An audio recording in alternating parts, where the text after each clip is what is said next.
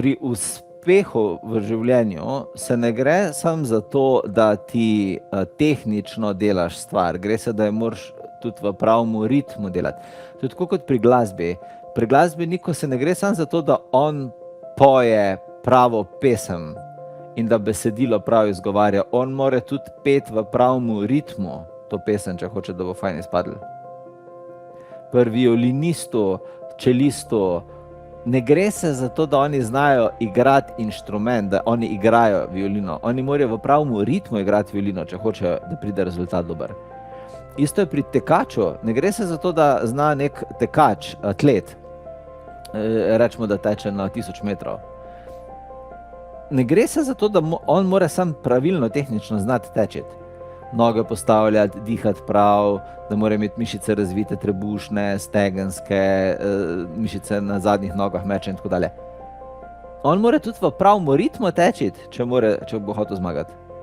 Če on v napačnem ritmu teče, on lahko ima najbolj razvito telo, najboljšo tekaško tehniko in ne bo zmagal.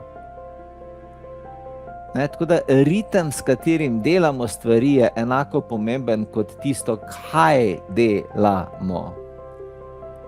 In ljudje so na tem planetu tako obremenjeni z tem, kaj delajo, da sploh niso še prišli do ritma, s katerim morajo neko stvar delati.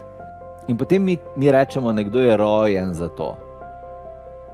Ko vidiš nekega človeka, ki res uživa v nečem in mu zelo naravno gre, tisto, kar tebe fascinira pri tem človeku, je, da dela v svojem naravnem ritmu.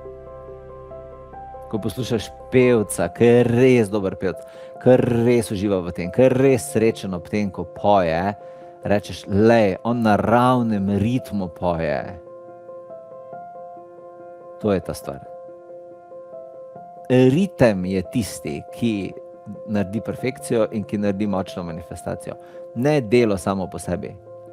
Zaradi tega imaš ti, na primer, na tisoče tekačev na tem planetu, atletov, ki znajo vrhunsko teči, ki imajo dobro atletsko tehniko, ki imajo mišice razvite, ki imajo vitamine v telesu, ki imajo dobre trenerje, ampak zmagajo samo tisti, ki najdejo svoj ritem v atletiki. Tisti, ki ne najdejo ritma, džabe njim. Tudi, na primer, glej, kdaj se človek poškoduje, ko hodi? Človek se spotakne, ko pade iz ritma. Kdaj umetnostni drsalec pade na ledu? Ko pade iz ritma. Kdaj smučar pade na strmini? Ko pade iz ritma smučanja.